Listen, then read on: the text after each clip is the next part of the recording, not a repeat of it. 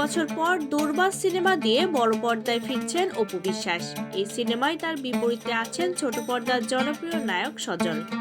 Record সংখ্যক সিনেমার নায়িকা হিসেবে শাকিব খানের বিপরীতে অভিনয় করেছেন অপু।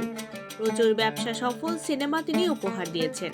নিজের নতুন সিনেমা নিয়ে তিনি কথা বলেছেন বাংলাদেশের সংবাদ মাধ্যম দ্য ডেইলি স্টারের সঙ্গে। কামরুল হাসান ফুয়াদের পরিচালনায় থ্রিলার ধর্মী এই সিনেমায় ভিন্নভাবে দেখা যাবে হলিউডের এই নায়িকাকে।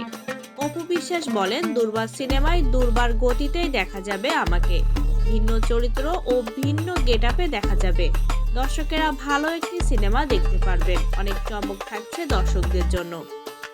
দুর্বার গতিতে এগিয়ে চলেছে দুর্বার সিনেমা শুটিং। এখনো পর্যন্ত আমার অংশটুকুর 40% শুটিং হয়েছে, বাকিটুকুর কাজও দ্রুত শেষ হবে।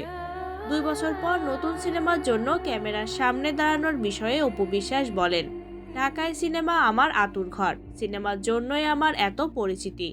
দর্শকদের যত ভালোবাসা পেয়েছি তা সিনেমার জন্যই। কাজেই দেরিতে হলেও ভালো একটি সিনেমা দিয়ে ফিরতে পেরেছি, এজন্য অনেক ভালো লাগছে। ইচ্ছে ছিল ভালো কাজ দিয়ে ফিরবো, তা পেরেছিও।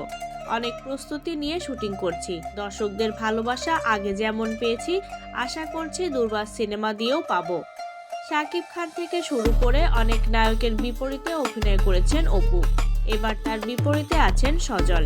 এ প্রসঙ্গে অপু বলেন, সজল ভাই খুব ভালো মানুষ, ভীষণ বিনয়ী। তার অভিনয়ের ভক্ত আমি। প্রথমবার একসাথে সিনেমা করছি। দুজনকে নতুনভাবে দর্শকেরা দেখবেন।